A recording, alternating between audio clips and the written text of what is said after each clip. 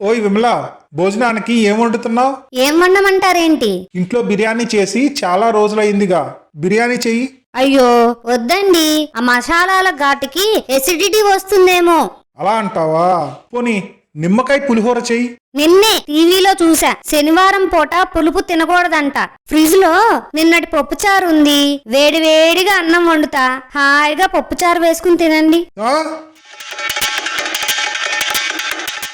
ఏమండి, శనివారం సినిమాకి తీసుకువెళ్తానన్నారుగా, వెళ్దామా?